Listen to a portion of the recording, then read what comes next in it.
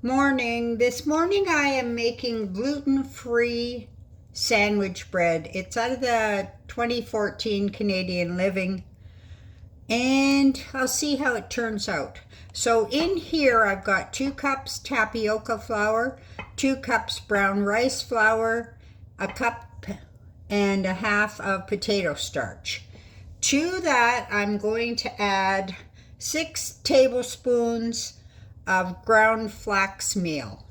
Now I didn't have ground flax meal, but I have psyllium husk, and I looked it up and supposedly they're very similar, so you can interchange them. And 2 packages of quick rise yeast, and 4 teaspoons of xanthan gum, and 1.5 teaspoons of salt. So mix that all together.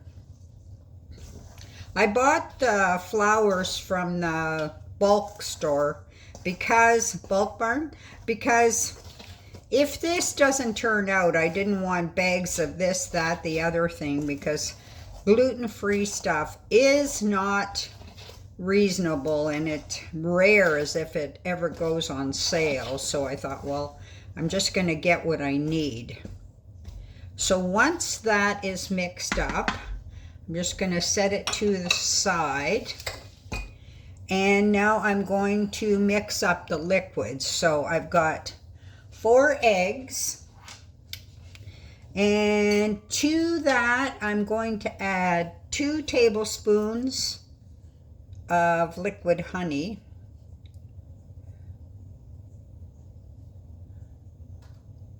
None of these things, like when I cook, are ever precise.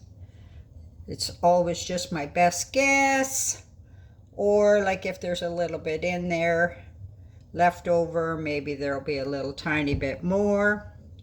For most stuff, it doesn't really matter. Well, not that I ever found anyhow. Yesterday, I made East Coast Andy's 3-ingredient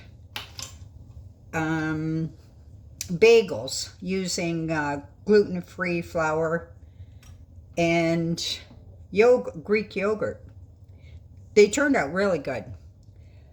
4 teaspoons of, it says olive oil, but I just have regular oil, so that's what I'm using. 2 teaspoons of cider vinegar.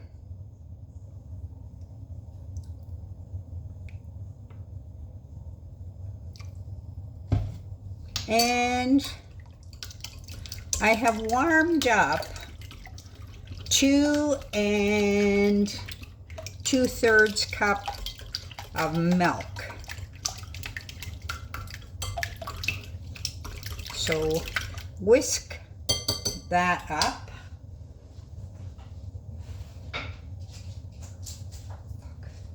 Add my warmed milk. Don't make it hot, warm. So mix everything up. And now we're going double check, so you have tapioca flour, brown rice, potato starch, ground flax meal, yeast, xanthan gum, salt, milk, eggs, liquid honey, olive oil or oil, and cider vinegar. So I'm going to add the liquid to the dry.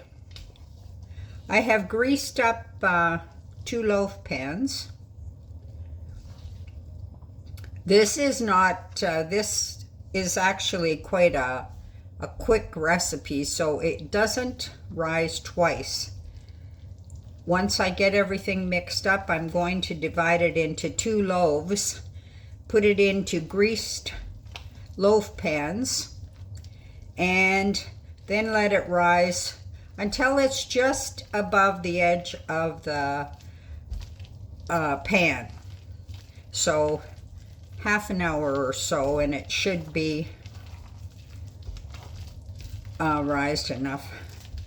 Has to be in a warm place. I always find, like yesterday when I was doing the bagels, that's the difference with gluten-free. Everything is always so sticky. Yesterday I added a little tiny bit more flour, maybe half a cup more than the 3 cups that was called for, because it was so sticky I couldn't even work with it.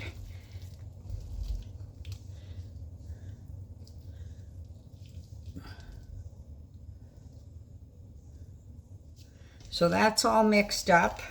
So now divide it into 2 loaf pans, and like I said, let it rise till it's just above the pan. I'm not really sure if it actually only took the recipe writer half an hour to rise, but this has been sitting an hour and a half, and as you can see, it's barely at the edge. Now I'm going to put it into the oven at 350 for 1 hour.